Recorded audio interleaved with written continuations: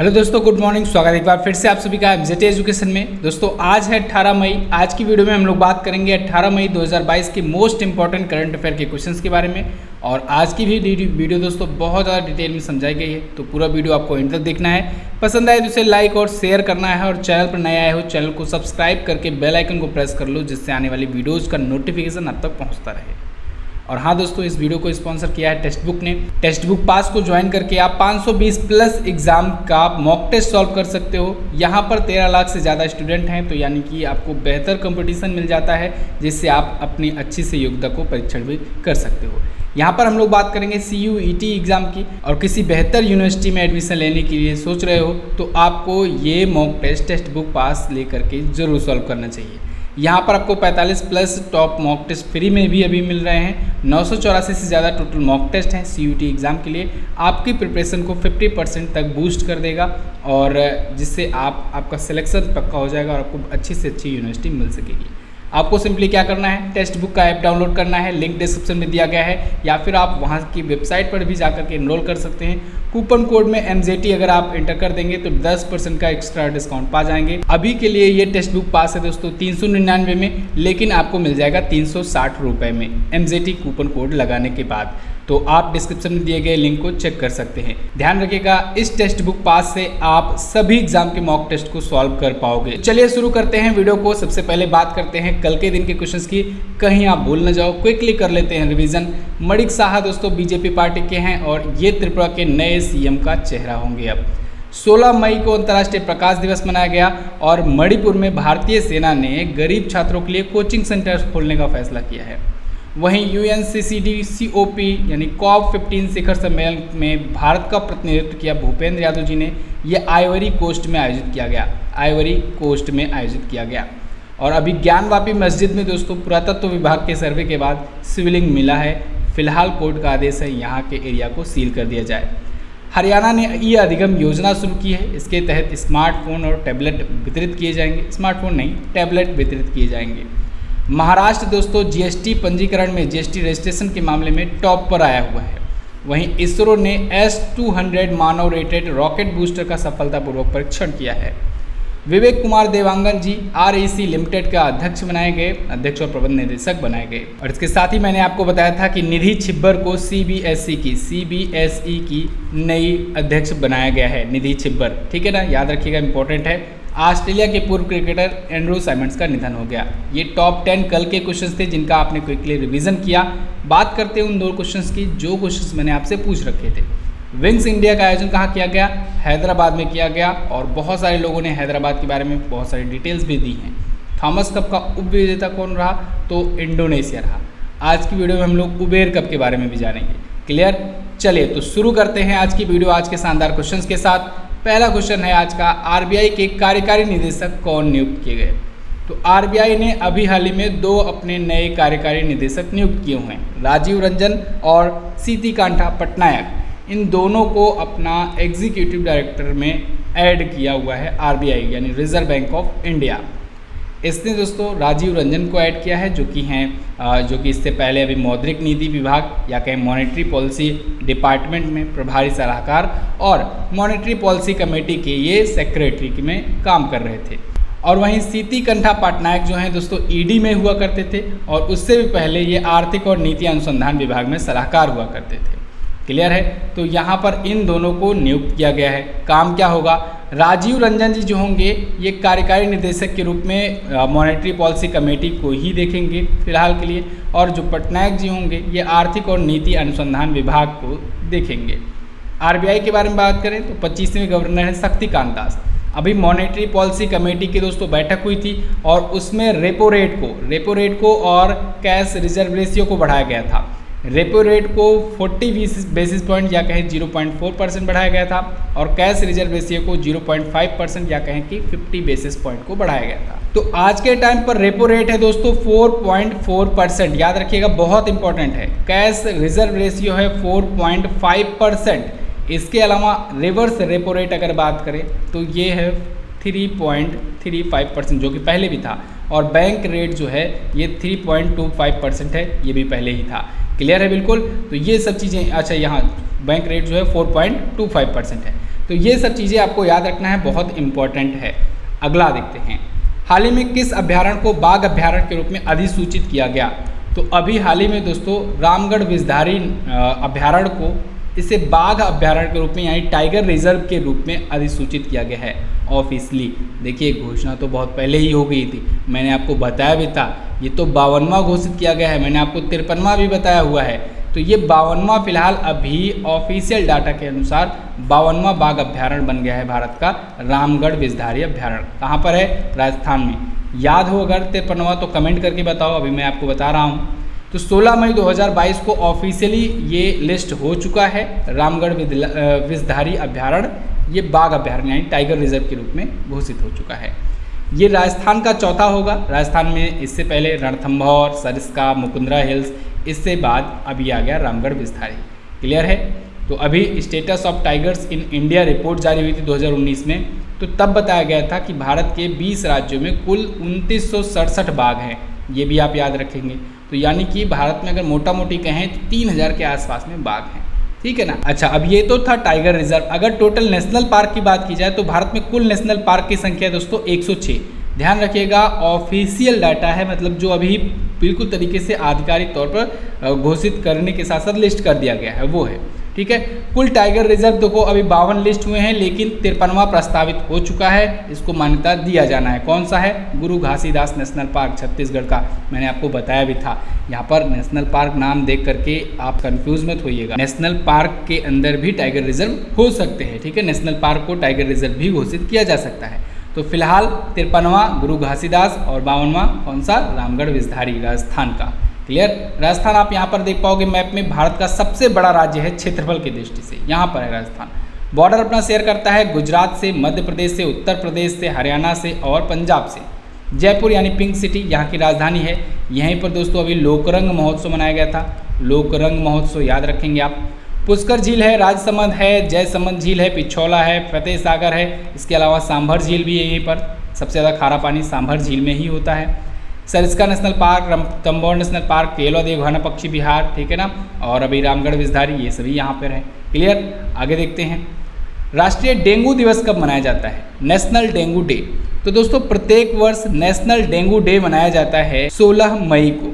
16 मई को पूरे भारत में डेंगू रोग के बारे में अवेयरनेस फैलाने के लिए, डेंगू का जो संक्रमण होता है, जो फैलता है, इससे बचने के लिए, इसके उपायों को फैलाने के लिए, लोगों को जागरूक करने के लिए दिवस मनाया जाता है। डेंगू से रिलेटेड हम लोग कुछ पॉइंट्स जानेंगे जो एग्ज़ाम्स में पूछे जाते हैं। जैसे डेंगू एक वायरल बीमारी होती है, यानी वायरस जनित रोग है। डेंगू वायरस जो होता है दोस्तों, ये DENV 124 सेरोटाइप के कारण होता है। हालांकि ये फैलने का काम मच्छर करते हैं, फैलाने का काम, ठीक है ना। तो वाहक इसे मच्छर कहते हैं, वाहक, ठीक है ना, वाहक मच्छर। वाहक मच्छर क्या नाम है? एंडीज। ध्यान रखिएगा। ऐसे ही मलेरिया में भी मैंने आपको बताया था। मलेरिया में आप बताओगे कमेंट करके मुझे कौन से वाहक मच्छर होते हैं। मादा एंडीज मच्छर जो होते हैं ये डेंगू के वाहक मच्छर होते हैं। कोई भी मच्छर काटता वही है जो मादा मच्छर होती है, ठीक है। नर मच्छर कभी नहीं काटते हैं, केवल मादा मच्छर काटते हैं। नर मच्छर केवल कान के पास जा कर के वो ध्यान भटकाते हैं और अटैक करते हैं मादा मच्छर। इसे हड्डी तोड़ बुखार भी कहते हैं डेंगू बुखार को, तो ये भी आप याद रखेंगे। अगला यहाँ पर इंपॉर्टेंट डेट्स लिखी गई हैं मई महीने की। इसका आज मैं रिवीजन नहीं करवाऊंगा, कारण ये है कि 2-3 दिन से लगातार करवा रहा हूँ, ठीक है। अगला, सोमालिया के नए प्रेसिडेंट कौन चुने गए? तो सोमालिया के नए प्रेसिडेंट बन गए हैं दोस्तों हसन शेख मोहम्मद। हसन शेख मोहम्मद यहाँ पर आपको इमेज में दिख रहे हैं, ये हैं, और ये दोबारा बने हुए हैं, दूसरी बार ये बन गए हैं राष्ट्रपति सोमालिया के। इससे पहले 2012 से 2017 तक इन्होंने अपना कार्यकाल पूरा किया था। सोमालिया के बारे में बात करेंगे तो राजधानी इसकी मोगादिशु है, प्रधानमंत्री हैं मोहम्मद हुसैन रोबेल और मुद्रा होती है सोमाली शिलिंग। चलिए दिखाते हैं वर्ल्ड मैप में सोमालिया है कहाँ पर। तो वर्ल्ड मैप में देख पाएंगे दोस्तों, ये रहा अपना प्यारा भारत, और अपने प्यारे भारत से आप आ जाएंगे अफ्रीका के साइड में। तो इस साइड में आपको यहीं पर किनारे पर दिख जाएगा सोमालिया, ये है देश सोमालिया। इधर से इधर तक सोमालिया। यहाँ पर जिबूती आपको दिख रहा है, देखो जिबूती देश जो है ना, बोलोगे तो आप जिबूती, लेकिन डी साइलेंट होता है और डी से ये पड़ता है देश का नाम, ठीक है ना। और क्वेश्चन ये कहीं पूछा भी गया था शायद कि डी से पढ़ने वाले 3 देशों के नाम बताइए, तो जिबूती होता है एक, उसमें से याद रखिएगा। फिलहाल यहाँ पर हम लोग सोमालिया के बारे में बात करेंगे। मोगादिशु यहीं पर आपको कैपिटल देखने को मिल जाएगी और यहाँ पर आपको अरेबियन सी देखने को मिलेगा और नीचे आपको हिंद महासागर या कहीं इंडियन ओशियन देखने को मिलेगा। इतना क्लियर है। अब बात करते हैं दोस्तों हाल फिलहाल में कौन कौन से देश में कौन कौन से राष्ट्रपति और प्रधानमंत्री नियुक्त किए गए हैं। ये बड़ा इंपॉर्टेंट है, इसको आप याद रखिएगा, आज का स्पेशल पॉइंट समझ लीजिए। मार्कोस जूनियर अभी फिलीपींस के राष्ट्रपति बने हुए हैं दोस्तों। यूं सुक सोल ये दक्षिण कोरिया के प्रेसिडेंट हैं, बने हुए हैं नए अभी। रानिल विक्रमसिंघे दोस्तों श्रीलंका के प्राइम मिनिस्टर बने हुए हैं एक बार फिर से। इमैनुअल मैक्रोन एक बार फिर से प्रेसिडेंट चुने गए हैं, फ्रांस के दोबारा से चुने गए हैं। और वहीं पैट्रिक अची ये आइवरी कोस्ट के प्रधानमंत्री चुने गए हैं। अलेक्जेंडर वुसिक सर्बिया के राष्ट्रपति चुने गए हैं दूसरी बार। तो आज का आपका टास्क है इसका स्क्रीनशॉट लीजिए और इसको लगाइए वॉलपेपर पर। देखिए जो मैं कहता हूँ अगर आप फॉलो करते जाओगे ना तो मज़ा ही आ जाएगा, आपका पूरा अच्छे से तैयार होता जाएगा। तो स्क्रीनशॉट लो और आज अपने मोबाइल के वॉलपेपर पर लगाओ, पूरा दिन भर आप 2-4 बार देखोगे, याद हो जाएगा सब। अगला है हाल ही में किसने डाइन आउट एक रेस्तरां आरक्षण मंच खरीदा। ये थोड़ा सा कुछ ज़्यादा ही हिंदी हो गया। तो फिलहाल डाइन आउट का अधिग्रहण किया है दोस्तों स्विगी ने। डाइन आउट जो है एक रेस्टोरेंट रिजर्वेशन प्लेटफॉर्म है, तो स्विगी ने इसका एक्विजिशन कर लिया है। स्विगी तो आप जानते ही हो, तो इसने डाइन आउट का एक्विजिशन कर लिया है। कितने में? 12 करोड़ डॉलर में ये डील हुई है, लगभग 930 करोड़ रुपए में हम लोग कह सकते हैं। तो डाइन आउट का एक्विजिशन स्विगी ने कर लिया है। स्विगी के को फाउंडर और सीईओ हैं हर्ष मजेटी और वहीं डाइन आउट के को फाउंडर और सीईओ हैं अंकित मेहरोत्रा। क्लियर है। स्विगी के बारे में अगर आपको याद हो दोस्तों तो ये यूनिकॉर्न बनने वाली पहली फूड से रिलेटेड कंपनी बनी है, ठीक है स्विगी। तो ये भी एक यूनिकॉर्न कंपनी है। यूनिकॉर्न मैंने आपको बताया है ना कौन सी है, कितनी है भारत में 100 यूनिकॉर्न कंपनियां हैं। और पहली स्पोर्ट फ्रेंचाइजी बनी थी CSK चेन्नई सुपर किंग। और 100वां यूनिकॉर्न कंपनी कौन बना था? Neo bank open. कौन सा? Neo bank open. ये 100वीं स्टार्टअप है यूनिकॉर्न भारत की, ठीक है ना। अगला क्वेश्चन है किस देश की अन्ना कबाले दुबा दुनिया की सर्वश्रेष्ठ नर्स बनी है। तो दोस्तों ये केन्या की रहने वाली हैं अन्ना कबाले दुबा। ये दुनिया की बेस्ट नर्स का अवार्ड जीती हुई हैं। यहाँ पर आपको इमेज भी दिख रही हैं। तो अन्ना कबाले दुबा को दोस्तों basically Aster Guardian Global Nursing Award मिला हुआ है। क्यों मिला हुआ है? अपनी कम्युनिटी में महिला जननांग विकृति जैसी पुरानी सांस्कृतिक प्रथाओं के खिलाफ शिक्षा का समर्थन करने और अभियान चलाने के लिए ये अवार्ड इनको मिला हुआ है। तो ये अभी काउंटी रेफरल हॉस्पिटल में दोस्तों नर्स हैं, इनको $2.5 लाख US डॉलर का ये अवार्ड मिला हुआ है, ठीक है, अन्ना कबाले दुबा। ओके, अच्छा आगे बढ़ने से पहले आपको ई बुक के बारे में बताना चाहूँगा दोस्तों। ब्रह्मास्त्र करंट अफेयर की ई बुक है 2021 का। इसमें फुल डिटेल एक्सप्लेनेशन के साथ हर एक चीज़ों को चैप्टर वाइज दिया गया है और बहुत ही ईजी लैंग्वेज में दिया गया है। लोगों की पसंदीदा ई बुक है 2021 की। अगर आप प्रिपरेशन करना चाहते हो तो इस ई बुक को ले सकते हो और आप हर एक महीने की मंथली ई बुक भी ले सकते हो। बहुत ही ज़्यादा डिटेल के साथ हर एक चैप्टर को बहुत ही अच्छे तरीके से समझा करके बताया जाता है। एंड में आपको प्रैक्टिस सेट भी बिल्कुल फ्री में दिया जाता है। ये सारी चीज़ें आपको मिल जाएंगी MJT ऐप पर, जहाँ पर आप वीडियो देखने के बाद क्विज सॉल्व करने जाओगे, वहीं पर आप इस ई बुक को भी ले सकते हो। अगला क्वेश्चन, हाल ही में किसके द्वारा राष्ट्रीय डेटा और एनालिटिक्स प्लेटफॉर्म लॉन्च किया गया। तो नीति आयोग ने राष्ट्रीय डेटा और एनालिटिक्स प्लेटफॉर्म अभी हाल ही में लॉन्च किया है। नीति आयोग तो आप जानते हो national institution for transforming in India. तो इसके द्वारा अभी national data and analytics platform launch किया गया है। इसको क्यों लॉन्च किया गया है?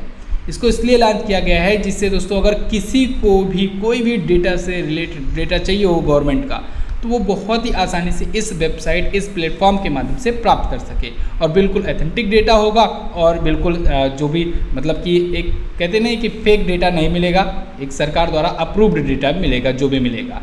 तो आप लोग को भी अगर कोई चीज़ कोई डेटा सर्च करना होगा तो आप इसका यूज़ कर सकते हैं। जैसे हम लोग को ज़्यादा ज़रूरत पड़ती है जब वीडियो के लिए टॉपिक के लिए रिसर्च करना होता है तो उसमें ऑथेंटिक डेटा की ज़रूरत होती है, तो हम लोग के लिए तो ये काफ़ी ज़्यादा यूज़फुल है, जिससे आप लोग के लिए हम डेटा असली आप तक पहुँचा सकें। नीति आयोग के बारे में अगर बात करेंगे तो 1 जनवरी 2015 को स्थापना हुई थी इसकी। PM नरेंद्र मोदी जी अध्यक्ष हैं इसके और नई उपाध्यक्ष अभी नियुक्त की गई हैं डॉक्टर सुमन के बेरी। इनका नाम आप याद रखेंगे, राजीव कुमार जी की जगह पर आई हैं। सीईओ हैं अमिताभ कांत। अगला क्वेश्चन है, हाल ही में किस देश ने उबेर कप 2022 जीता? तो अभी हाल ही में दोस्तों दक्षिण कोरिया की टीम ने चाइना को हरा करके उबेर कप जीत लिया है। ध्यान रखिएगा, अभी थॉमस कप हुआ था, थॉमस कप इंडिया ने इंडोनेशिया को हरा करके जीता था। ये होता है पुरुष खिलाड़ियों के लिए, और जो महिला खिलाड़ियों के लिए होता है वो होता है उबेर कप। तो महिलाओं का उबेर कप जो था महिला खिलाड़ियों का, उसको जीत लिया है दक्षिण कोरिया की टीम ने। उबेर कप, थॉमस कप एक साथ ही आयोजित होता है। 8 से 15 मई के बीच में ये बैंकॉक थाईलैंड में आयोजित हुआ था और इसको दक्षिण कोरिया की टीम ने जीत लिया है। दक्षिण कोरिया की टीम का ये दूसरी बार खिताब है दोस्तों। इससे पहले 2010 में इसने जीता था और अभी इसने 15 बार की चैंपियन चाइना को हरा दिया है। और अभी भारत ने दोस्तों पहली बार पुरुषों का थॉमस कप जीत करके इतिहास रच दिया है। ये सब खिताब होता है बैडमिंटन का। क्लियर है? अगला, हाल ही में अंबुजा सीमेंट और एसीसी सीमेंट का अधिग्रहण किसने किया? तो अभी हाल ही में अडानी ग्रुप ने दोस्तों अंबुजा सीमेंट और एसीसी सीमेंट का एक्विजिशन किया हुआ है। ये सीमेंट इंडस्ट्री में दोस्तों बहुत बड़ा, या कहें कि भारत का अब तक का सबसे बड़ा एक्विजिशन है। तो अडानी ग्रुप ने होलसिम के साथ ये समझौता किया है, होलसिम के साथ ये डील करी हुई है। कारण ये है कि होलसिम जो कंपनी है ये स्विस बेस्ड कंपनी है दोस्तों। इंडिया में ये एसीसी सीमेंट और अंबुजा सीमेंट इन दोनों की पेरेंट कंपनी है। यानी ये डील हुई अडानी ग्रुप और होलसिम के साथ अंबुजा सीमेंट और एसीसी सीमेंट का एक्विजिशन करने के लिए। अब अडानी ग्रुप दोस्तों बन जाएगी, इस एक्विजिशन के बाद बन जाएगी सीमेंट इंडस्ट्री में दूसरी सबसे बड़ी मार्केट लीडर। फर्स्ट पर दोस्तों मार्केट लीडर है बिरला सीमेंट, और आपको पता होना चाहिए, इंपॉर्टेंट है। दूसरी ये बन जाएगी अडानी ग्रुप। फिलहाल $10.5 बिलियन में लगभग 81,361 करोड़ में ये एक्विजिशन हुआ है। अभी तक का सबसे बड़ा है। अंबुजा सीमेंट में होलसिम की 63.19% हिस्सेदारी थी और वहीं एसीसी में दोस्तों 4.48% हिस्सेदारी थी। लेकिन एसीसी में अंबुजा सीमेंट की हिस्सेदारी क्योंकि 50.05% थी। तो इस प्रकार से ओवरऑल कहें कि होलसिम ही जो है वो पेरेंट कंपनी हुई। इसकी ये दो कंपनी जो थी, इन दोनों कंपनियों का एक्विजिशन कर लिया है। ये स्विस बेस्ड कंपनी है। अगला, हाल ही में प्रसिद्ध संस्कृत और हिंदी विद्वान रमाकांत शुक्ला जी का निधन हो गया। इन्हें कौन सा पद्म पुरस्कार दिया गया था? तो दोस्तों ये पद्मश्री से सम्मानित थे। 2013 में इनको पद्मश्री से सम्मानित किया गया था। पंडित रमाकांत शुक्ला जी ये प्रख्यात संस्कृत और हिंदी विद्वान थे। इनका अभी निधन हो गया है। यहाँ पर आप इमेज में देख पाएंगे, ये उत्तर प्रदेश से थे। तो उत्तर प्रदेश लेवल के जो भी एग्ज़ाम होंगे उनके लिए इम्पोर्टेंट होगा इनका नाम। इनको दोस्तों राष्ट्र कवि, कवि रत्न, कवि शिरोमणि इन सब की उपाधियाँ भी मिल चुकी थी। इसके अलावा ये देवपाणी परिषद के संस्थापक और महासचिव भी थे, जो कि दिल्ली में स्थित है। इसके अलावा ये संस्कृत में एक त्रैमासिक पत्रिका लॉन्च किया करते थे, यानी हर 3 महीने में पत्रिका इनकी आती थी, अरावसिन संस्कृतम। तो इसके संस्थापक, अध्यक्ष और संपादक थे। इनको राष्ट्रपति सम्मान भी मिल चुका है संस्कृत के क्षेत्र में 2009 में, 2013 में पद्मश्री और साहित्य अकादमी पुरस्कार भी मिला था 2018 में मामा जननी इनकी रचना के लिए। तो इनका अभी हाल ही में निधन हो गया है। ओके, तो ये तो थे दोस्तों आज के दिन के टॉप 10 करंट अफेयर के क्वेश्चंस। आई होप आपको वीडियो पसंद आई होगी। वीडियो अगर पसंद आई है तो इसे लाइक कीजिए और शेयर कीजिएगा अपने दोस्तों के पास। देखिए, शेयर आप लोग नहीं करते हो तो फिर मज़ा नहीं आती। शेयर ज़रूर करो, ठीक है? शेयर करोगे तो हमारा भी मोटिवेशन बढ़ेगा और हमको थोड़ा सा और मिलेगा कि कल और अच्छे से आपको बताऊँ और अच्छे पॉइंट लेकर आऊँ। तो प्लीज़ वीडियो को शेयर जरूर कर दिया करें। क्वेश्चन ऑफ द डे में आज के लिए आपका पहला क्वेश्चन है, जीएसटी भुगतानकर्ता के रूप में उत्तर प्रदेश किस स्थान पर है? अगला क्वेश्चन, चाइना में वर्तमान में भारत के राजदूत कौन है? दोनों के बारे में आप ज़्यादा से ज़्यादा लिख सकते हो पॉइंट। ऊपर में आप 3 से 4 पॉइंट लिखिएगा, नीचे वाले क्वेश्चन में भी आप 3 से 4 पॉइंट लिखिएगा। तो ये थी दोस्तों आज की वीडियो, और इस वीडियो की क्विज और पीडीएफ आप प्राप्त कर पाएंगे हमारे एप्लीकेशन से। MZT app Google play store से जाकर के डाउनलोड कीजिए। वहीं पर आपको वीडियो कोर्सेज भी मिल जाएंगे, ई बुक्स भी मिल जाएंगे और भी बहुत सारी चीज़ें मिल जाएंगी। व्हाट्सएप आपको यहाँ पर चैटबॉट का ऑप्शन मिल जाएगा, आप जा करके बात कर सकते हैं, संपर्क कर सकते हैं। मिलते हैं अगली वीडियो में, तब तक के लिए नमस्कार, जय हिंद, वंदे मातरम।